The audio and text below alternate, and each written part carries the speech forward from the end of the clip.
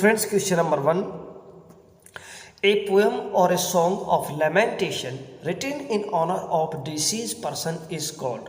तो फ्रेंड्स कोई सॉन्ग या कोई पोयम जब किसी डिसीज पर्सन के ऑनर में लिखी जाती है तो उसको कहते हैं इलेजी। तो ऑप्शन नंबर सी यहाँ पर सही हो जाएगा। Question number 2, the fable is usually a tale about dash dash who are personified and behave as though they were human beings।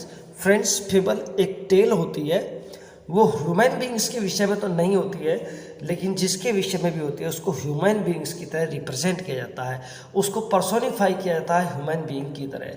तो फ्रेंड्स ये स्पेशली एक एनिमल बेस्ड स्टोरी होती है और जॉर्ज ऑरवेल का एनिमल फार्म इसका best example होगा।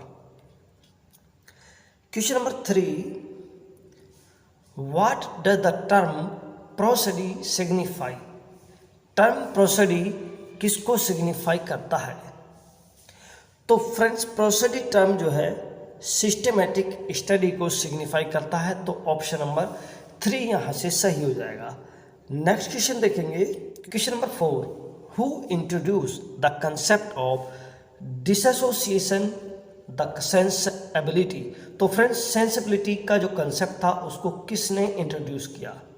तो friends concept of dissociation the sensibility का जो कंसेप्ट था वो टी.एस. इलियट के द्वारा इंट्रोड्यूस किया गया था। Next question, biblical theme are enacted in. तो क्वेश्चन नंबर 5 का ऑप्शन नंबर 3 सही हो जाएगा।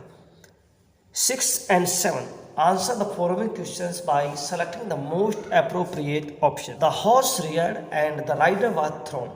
हॉर्स यानी अपने पिछले पैरों पर खड़ा होगा रियर्ड, और जो राइडर है वो नीचे गिर गया। तो फ्रेंड्स यहाँ पर तो ये कंपाउंड सेंटेंस हो जाएगा। तो ऑप्शन नंबर 1 आपका सही हो जाएगा। नेक्स्ट क्वेश्चन देखेंगे, क्वेश्चन नंबर 7, हिज करेज वॉन हिम ऑनर। तो फ्रेंड्स यहाँ पर एक ही फाइनाइट वर्ब है, ठीक है, एक ही फाइनाइट वर्ब है और एक ही सब्जेक्ट है। तो सिंपल सेंटेंस ये हो जाएगा option number B. Question number 8 and 9, point out the correct figures of speech. Correct figures of speech point out करना है। 8, it dropped at the gentle rain from heaven. तो यहाँ पर सिमिली आंसर करेक्ट हो जाएगा, क्योंकि जब भी एज सो लाइक के द्वारा दो डिफरेंट ऑब्जेक्ट बीच में कंपेरिजन की जाती है तो फ्रेंड्स वहाँ पर सिमिली होता है। Question number 9, the child is the father of man. Friends in line में आपको फिगर्स ऑफ स्पीच बताना है और ये लाइन विलियम वर्ड्सवर्थ के द्वारा बोली गई है फ्रेंड्स, ठीक है। और यहाँ पर जो करेक्ट फिगर्स ऑफ स्पीच हो जाएगा वो हो जाएगा paradox. Okay, next 10, which sentence is correct. तो फ्रेंड्स कौन सा सेंटेंस करेक्ट होगा? डायरेक्ट और इनडायरेक्ट, या ये कहेंगे नरेशन बेसिक क्वेश्चन है। ऑप्शन नंबर 2 यहाँ से सही हो जाएगा। He said that the earth is round. The meaning of the idiom devil's advocate is. Devil's advocate idiom का मीनिंग हो जाएगा। तो फ्रेंड्स करेक्ट आंसर हो जाएगा option number B, to present A counter argument. Let's move to the next question, the feminine gender of hart. Friends hart का feminine gender होगा roe. Hart means red colour का एक young हिरन होता है और रो मीन्स रेड कलर की young जो है हिरनी होती है। कोल्ट और फ्ली दोनों एक दूसरे के मैस्कुलाइन से फीमेनाइन और फीमेनाइन से मैस्कुलाइन जेंडर हो जाएंगे, और काउंटेस फीमेनाइन जेंडर है, इसका जो मैस्कुलाइन जेंडर होगा दोस्तों वो होगा count. 13, which of the following is not correct with reference to narrations. Narrations के संबंध में कौन सा कथन सही नहीं है? फ्रेंड्स देखते हैं one by one. The pronoun I is change into he in indirect. ठीक है, इसको चेंज किया जाता है जैसा भी मतलब कंडीशंस आती हैं उसके अनुसार। ठीक, we have use the conjunction that before the indirect speech. ठीक है, इनडायरेक्ट स्पीच से पहले हम कंजंक्शन दैट का प्रयोग करते हैं। The verb am is change into was in indirect, ये भी बात ठीक है, ठीक है। और friends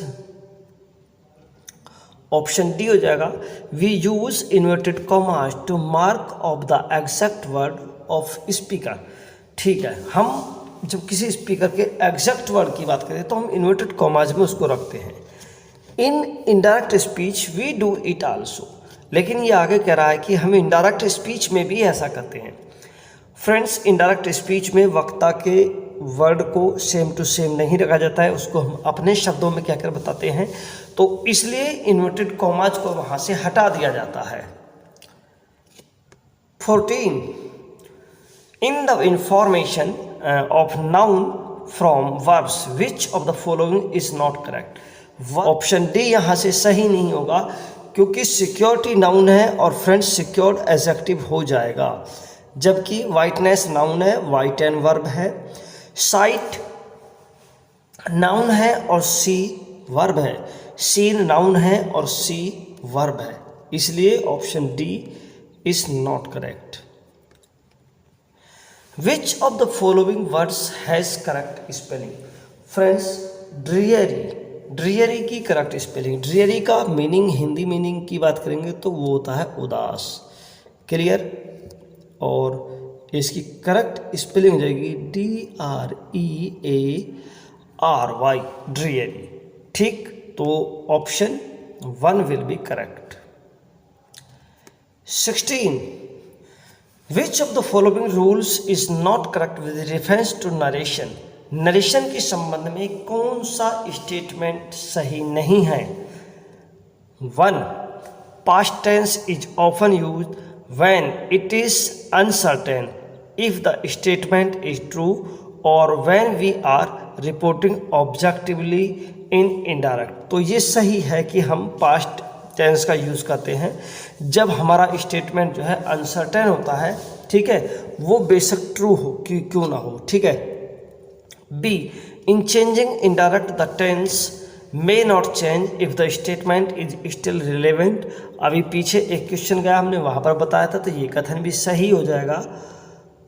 In changing indirect the imperative mood is not changed into the infinitive tense। So friend this one is false, ये करेक्ट नहीं है। क्यों? क्योंकि जब हम imperative सेंटेंस को इनडायरेक्ट में चेंज करते हैं तो हम उसको इन्फिनिटिव मोड में चेंज करते हैं, लेकिन यहाँ पर ये कह रहा है कि इन्फिनिटिव मोड में चेंज नहीं करते हैं, तो ये ऑप्शन आपका सही हो जाएगा, ठीक है। डी को देख लेते हैं। In indirect last night, last day, last week is change into previous night, previous day और प्रीवियस वीक, तो ये कथन भी सही है, option C will be your answer. 17 which of the following statement is not correct with reference to English grammar. English grammar के संबंध में कौन सा कथन सही नहीं है। A past perfect is use with time clause, ठीक बात है। Past continuous tense is used for action which continued for some time but whose exact limits are not known. तो फ्रेंड्स ये कथन भी सही है कि जब एग्जैक्ट लिमिट हमको नॉन होगी तो वो पास्ट परफेक्ट कंटिन्यूस का सेंटेंस हो जाएगा। And past continuous tense is used to indicate gradual development. Friends ये कथन भी सही है, और ऑप्शन डी को देख लेते हैं। Option D past indefinite tense is used for actions completed in the past at a infinite time. Means ये ऑप्शन सही है जो इंग्लिश ग्रामर रूल को फॉलो नहीं करता है। Question number 18 which of the following statement is not correct. देखिए कौन सा स्टेटमेंट करेक्ट नहीं है। यहाँ पर नॉट करेक्ट पूछा है, ठीक है, तो मैं आपको सही जो ऑप्शन है पहले उनको बता देता हूँ। टिल का प्रयोग हम नेगेटिव वर्ब के साथ में करते हैं, वर्ब को एम्फेसाइज करने के लिए, स्पेशली जब हम डिले के सेंस में बात करते हैं, ये ठीक है। From can also be use for place, from का प्रयोग पैलेस के लिए किया जाता है, ये भी ठीक है। For is use when you by something, जब आप सेलिंग या बाइंग की बात करेंगे तो वहाँ पर फॉर प्रीपोजिशन का प्रयोग होता है, ये कथन भी सही है। तो ऑप्शन डी ग्रामर रूल को फॉलो नहीं कर रहा है तो ये कथन आपका गलत हो जाएगा और ये आंसर ही आपका सही है। नेक्स्ट क्वेश्चन होगा our birth is but sleep and forgetting. तो फ्रेंड्स ये किस ओड से लाइन ली गई हैं? तो फ्रेंड्स ये वर्ड्सवर्थ के इमॉर्टलिटी ओड से ये लाइन ली गई है। क्लियर? बहुत ही फेमस लाइन है, एग्जाम पेपर बनाने वालों का फेवरेट क्वेश्चन है। Question number 20, which play contrasts the fates of the various stories in a hotel. Friends तो ऑप्शन डी यहाँ से सही हो जाएगा, ठीक है, द रूफ। नेक्स्ट क्वेश्चन होगा विच of the following is an example of relative pronoun. निम्नलिखित में से रिलेटिव प्रोनाउन का एग्जाम्पल कौन सा है? Option A I, option B that, option C are और option D his. Correct option will be 2, option B that. Direction question number 22 to 24, in each of the following questions choose the correct sentence. देखिए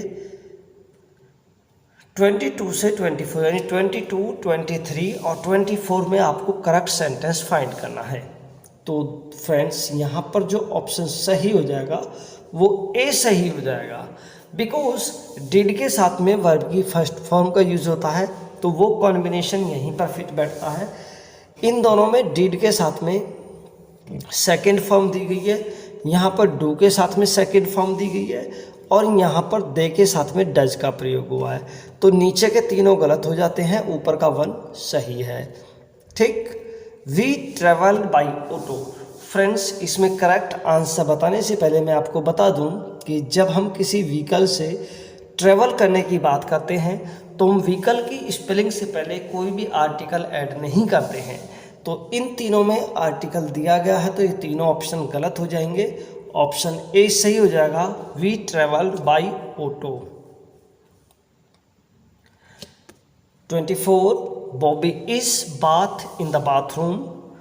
Bobby is bathing on the bathroom.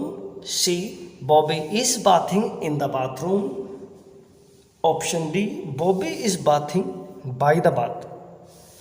Correct answer option C हो जाएगा यहाँ पर, Bobby is bathing in the bathroom.